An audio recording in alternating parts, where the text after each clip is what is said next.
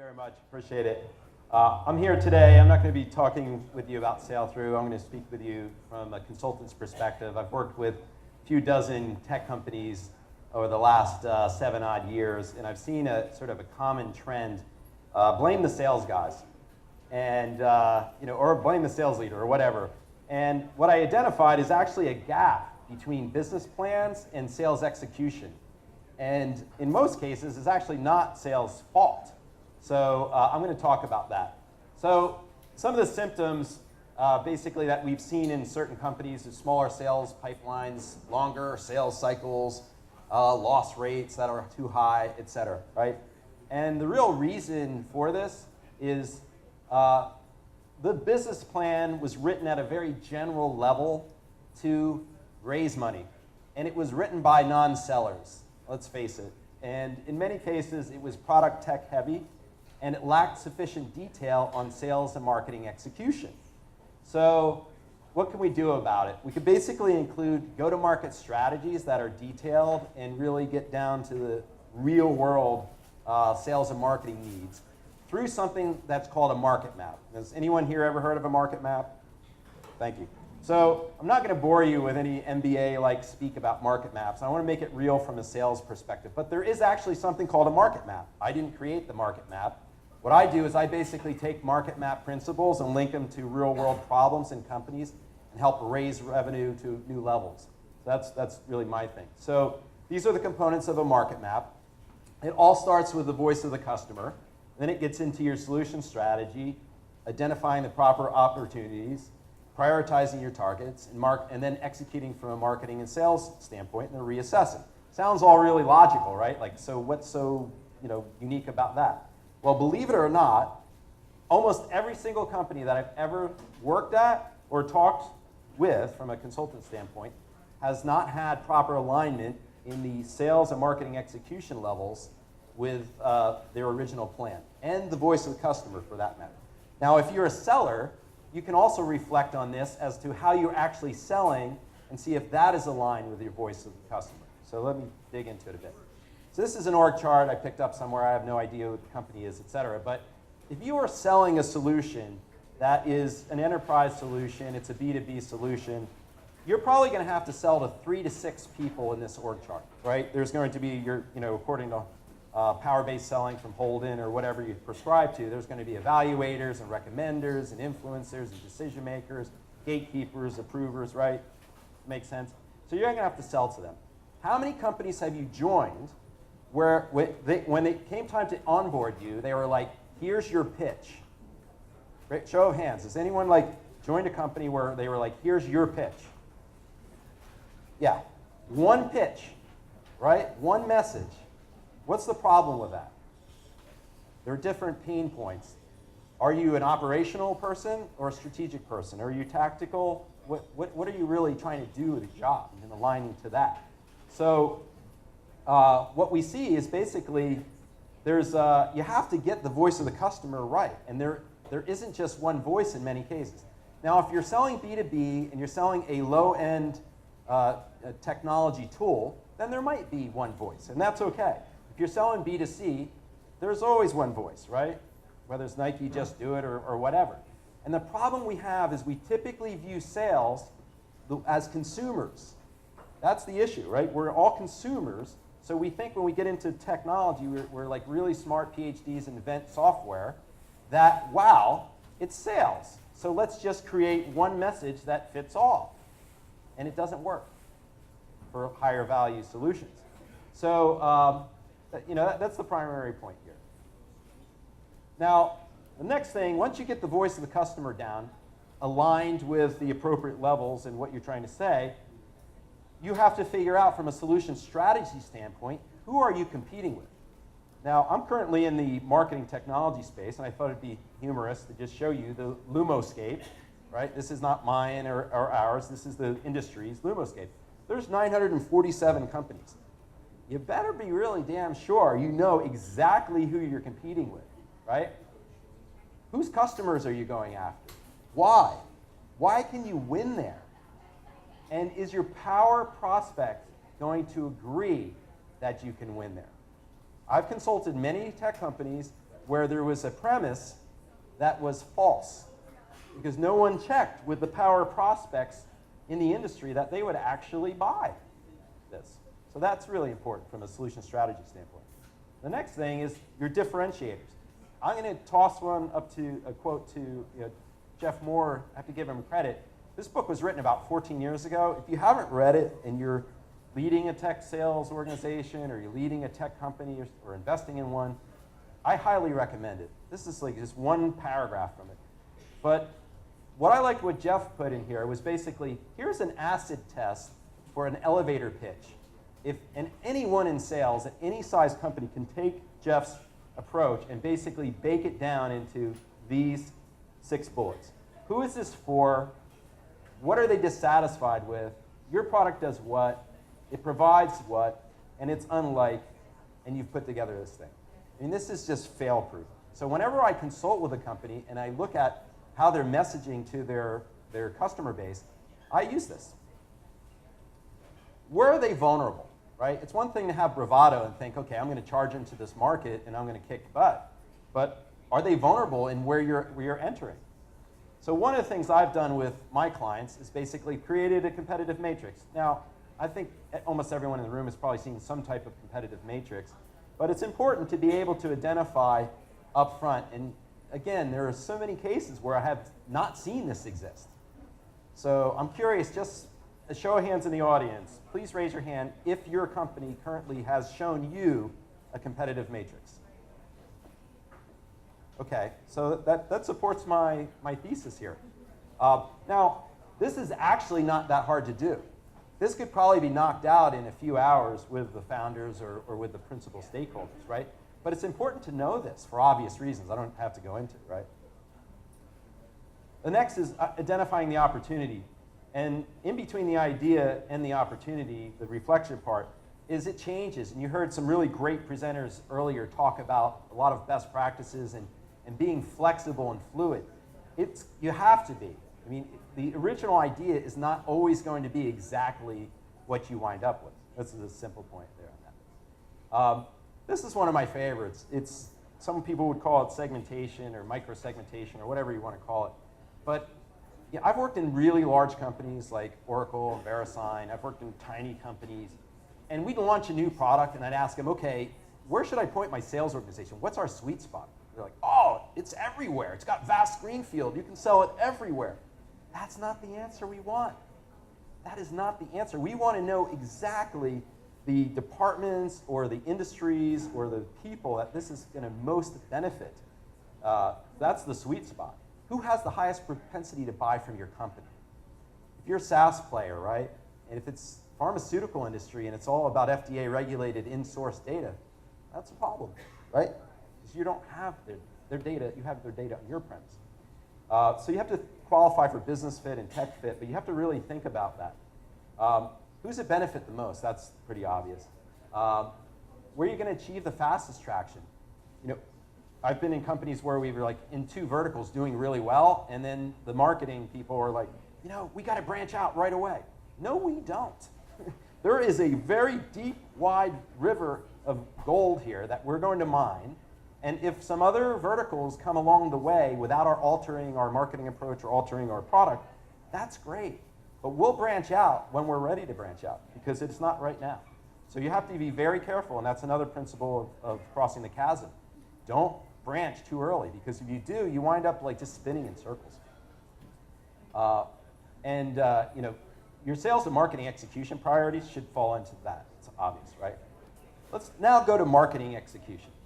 Okay, so I'm a big fan of marketing. I have a degree in marketing and have worked positively with marketing throughout my career. Marketing doesn't always get it when it comes to selling, and I think we all know that. You've heard it before. I loved the drip campaign by sales comments that were mentioned earlier. That's spot on. Marketers tend to want to deal at macro levels. They want to create giant universes of accounts and just you can sell to anyone, right? It doesn't play out that way. The ideal prospect has characteristics. You should know that. Everyone should know that and be playing to that. And so where do you find them? Well, there's SIC code subcategories, right? Again, it's not like For example, if you're selling to financial services, what does that mean?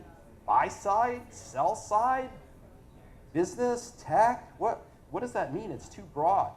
And most business plans that you read in the original go-to-market strategy, it's too general. It's like, yeah, we're going to sell to financial services, healthcare, media, e-commerce.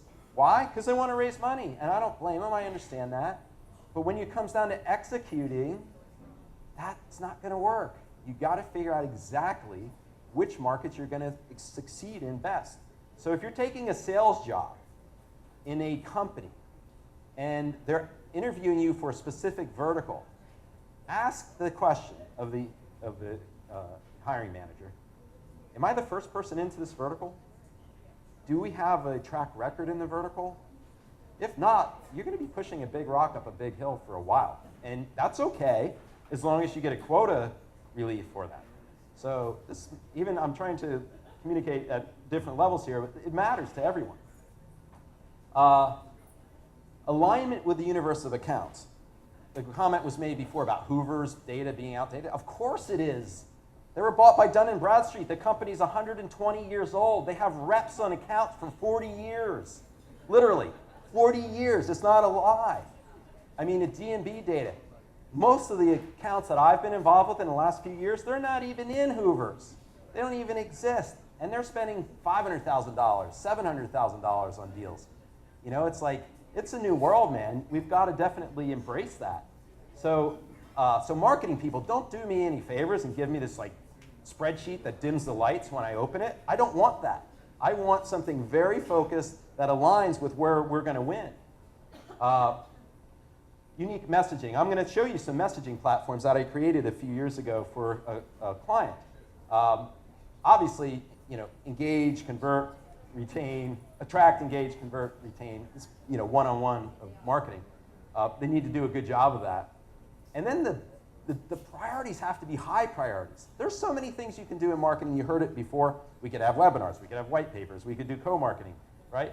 Which are the highest priorities? Pick those and execute on it. Because what I've seen is sort of like sales is over here doing its thing, marketing's over here doing its thing. They report into different people. They set different priorities. And it's like, oh yeah, we just did a great job at this program. And it hasn't affected leads in any positive way. So like, what good is that? So you really need to have that alignment. Well, now we'll get to, I'll show you some examples of message platform. So message platforms are used, we don't even realize, almost every major technology company in the industry uses message platforms. They're used for public relations, they're used for when the CEO speaks, they're used for conferences, they're used for advertising, they're used for events. They're called message platforms. They exist. I know this. We had them at VeriSign, right? We can use message platforms in sales, and we should use them in sales, right? So what is a message platform? And earlier, Aaron spoke about making sure that you're relevant and you have that, you know, pain alignment. Well, that's what it does. So let's say you have a solution and you're selling to, you have to sell the solution to a CFO and the IT person, right? The IT person is going to evaluate and the CFO is going to make the decision, right? So when you read a lot of business plans or when you join a company and you're getting onboarded, they're like, here's our pitch. Here's our slide deck. Here's our message. The problem with that is, again, it's one size fits all. So if I hit this IT evaluator with a strategic message designed for CFOs, I'm going to lose every single time. Why? Let's look at it for a second. What does the average IT evaluator really, really care about at the end of the day? Job security is number one, keeping up with their project load, staying within internal IT standards, and not having to deal with too many software bugs and software issues. And there might be some more, but I've been in this business for a while, and those are the most common that I've seen, right? So if I'm selling or messaging, creating templates or whatever to this particular evaluator, I need to make sure that my feature, benefit, and distinct competitive advantage is aligned to those specific issues. And you can see FLL was an abbreviation of this client's project. I don't want to mention the client, or product rather. But you can see how the features, benefits, and distinct advantage are aligned to the pain points. So let's look at the CFO now, in contrast. So if I'm now messaging to the CFO, wow, you know, we have really high quality software, It saves you a lot of time to implement. The CFO could care less about that. What the CFO cares about is, am I going to be able to forecast my results accurately? And this is actually a governance, risk compliance, and risk management software example. If we have a disruption, am I going to be able to maintain morale and manage my working capital, right? Am I going to be aware of my balance sheet impact? That's what the CFO is thinking about for this particular solution. And so the features, benefits, and the advantages have got to align with the CFO, right? So there's an old adage called solving pain for power. And I break it down even one level further. It's about solving acute pain. The difference between acute pain and normal pain? If I have a dull headache, I'm just going to man it out. I'm not going to deal with it. If I have a migraine, I am racing to take 3 or 4, whatever I can find, to kill that pain, right? So if you align your solution, if you identify acute pain, which motivates that person to spend time and money to evaluate and buy something, then you can't lose. But if you're selling something that's sort of like a nice to have, then you're going to have a lot of difficulty winning. And I think mostly everyone in the room probably realizes that. So those are 2 examples of message platforms. I encourage everyone to make sure that their marketing group has them, that you're using them in sales, et cetera. But they're typically not identified in a typical go-to-market strategy or business plan, okay? Now let's talk about sales execution, right? So sales execution, depending on your focus, right? We've heard from different speakers, and there's a lot of different solutions in terms of average sale price, et cetera. You've got to align your right channels with the right market. If you're trying to use inside sales reps to sell a high-ticket enterprise solution with a sales cycle of 6 to 12 months and an average deal size of $400,000 to $800,000, you're going to have a challenge with that. And vice versa, if you're trying to sell a tool that's got an average deal size of $5K or $10K, and you're using expensive field resources to do that, that's not aligned properly. If you're using direct sales instead of indirect sales, it's not aligned. So we have to make sure that the channel's aligned, right? The next, we have to align the human capital, right? So we've all experienced different types of sales professionals in our lives, right? Consumer level, automobile, tech, different levels of tech, et cetera. Well, you have to look at who is your prime suspect decision maker? Who is your company really calling on? And are you hiring people that can communicate with those individuals, right? I mean, I worked at Oracle for 5 years, and it was a different person we had communicating with DBAs than we had communicating with CFOs. There's different DNA. It's a different conversation. So it's very important to make sure you have that alignment. And not treat all your salespeople the same either. Like, make sure that they're focused. The next is targeting sort of that ideal prospect. Like, what's the job title? The last thing I want from marketing is just a dump of people in a company. I want my prime suspect title, and I should know who that is. And when I'm hiring, I should be able to tell a candidate immediately. We call on the following 2 to 4 titles. And they should be able to tell me how they're going to be able to connect with those individuals and how they have experience with that. So it's really important to identify that. The next is your unique qualification criteria. There's so much of, you go to conferences and there's so much talk, it's a lot of really great, this is actually one of the better conferences I've been at in a long time. So kudos to Max. A lot of these conferences you go to are training sessions. This is so much bullshit, let's face it. It's just like, come on, we all know this, why are we wasting our time here? But even despite that, when you engage and you're getting onboarded or training, like, the qualification level's too general. It's like, do they have budget? Do they have authority? Spare me, please, spare me that overgeneralization. What's the unique qualification criteria for your solution? What really, really matters, and whether they're going to buy or not? And the way, if you don't know that, the way you find it out is talk to the people you've sold to already. Talk to your clients and ask them, what made a difference? What was really the unique for you? And also, it's not only the solution fit, it's business fit. Will you buy from a small company? Will you buy from a privately held company? That's important.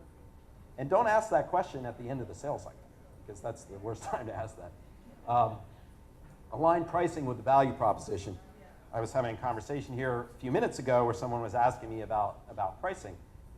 my recommendation is always, like, if you're selling IP, you have the right to choose the value of that IP. That's the wonderful thing of the software industry and the, IP, right? I mean, it's a wonderful thing. What I always like to do is try to create tiers for buyers, right? So, you start with an entry-level point and scale up from there. But I always like to start higher, right? So I want to have a tier that is a $2 million, $3 million sale. I want to have that tier out there, right? Because even if I'm not there yet, I want to be there in 12 to 18 months, 24 months. And you've heard the success stories about scaling up quickly and closing a $7 million deal within 2 to 3 years, whatever it was. It gets there pretty fast. It's so much harder to raise prices than to lower them. So what I always like to do is pick some principle, whether it's employee size or page views or whatever it is, some principle that fits for your market and your solution, and then create a dozen tiers, create 15 tiers for your sales reps to negotiate and close deals that are bigger for you. I've helped a client take average deal size from 15K to 135K in 7 quarters by just creating this flexibility of the salespeople to sell that value and have that capability. But you also want to leave an entry point at the bottom. So I think that's another alignment point that's very important. Methodology. You should have a sales methodology in place, right? And of course, it's not always 100% rigid, but why would they buy anything? Why would they buy from you? Why would they buy now?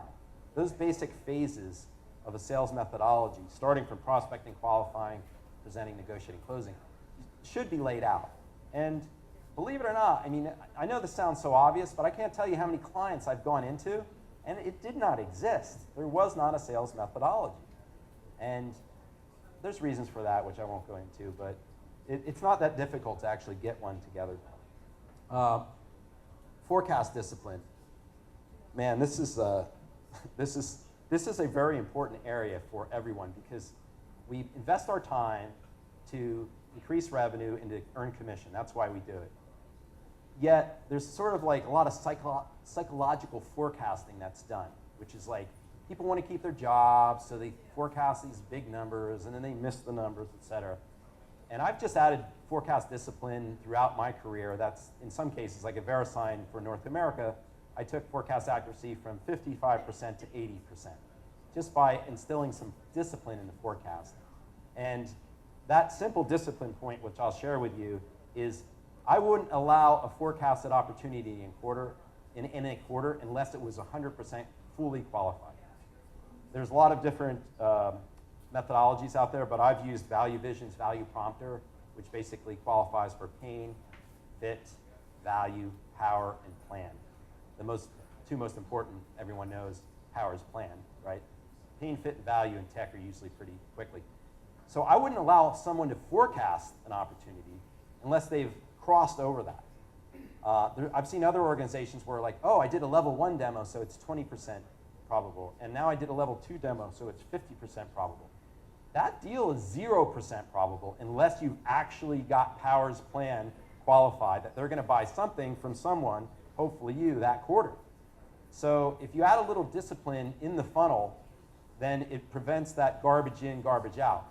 And also, avoid psychological forecast commits. What are you gonna forecast this quarter? Well, my number's $500,000. I'm going to forecast $500,000. Oh, that's great. That's awesome. I have you for $500,000. Okay, what's that based on? Where are the opportunities? Are they fully qualified? So I'm a big fan of grassroots forecasts. Show me the opportunities that are fully qualified, that you are far enough along, that add up to that. That's important. Lastly, the data-centric monitoring and performance coaching. Got it. Data is really important. We should all try to be data-centric in our organizations because we learn from it. I've heard a speaker once say, the ahas are in the data. It's very true. So if you have a CRM system, the data's already there. You just have to kind of pay attention to it, make sure it's important, and then use it for coaching, right? We talked about earlier about management science and or applying science rather with the art in sales. It works really well. That's one of my things. I love applying management science with the art of selling and using data to do that, to do performance coaching. Performance coaching, right? You have performance management. You set goals, you coach, and then you evaluate, right? So pretty basic. Unfortunately, I've seen in many sales organizations a lack of coaching. Sales leaders try to accomplish forecast updates and coaching in the same meetings. You cannot do that. It's not possible. You should do your forecast updates and get accurate data and find out what resources are needed. But then distinct from there, performance coaching should be done aside from that. And that's really helpful. And deal coaching too. I mean, when you have forecast calls with no deal coaching, it's ridiculous. It's like, that's why I agree with the point earlier, the first level sales manager is really, really important. So just kind of wrapping up here, reassess and optimize. This is pretty straightforward, right? Just frequently review it, identify any external changes, determine if you're leveraging everything you could be, any additional resources you need, and provide detailed recommendations. I'm going to leave you with this last slide of troubleshooting questions, right? And you can ask yourself in your company or your sales role or the companies you've invested in, is the voice of the customer clearly understood and listened to? Is your solution strategy comprehensive enough? Do you know how you're different?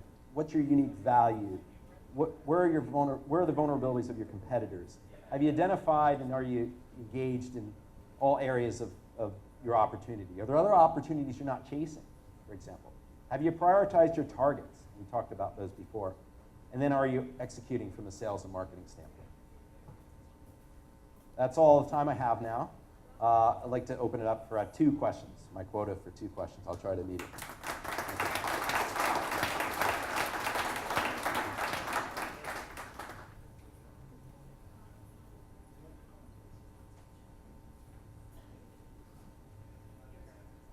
Yes. What's the steps you go through when you go into a company where the CEO doesn't really have a clear vision about those pain points?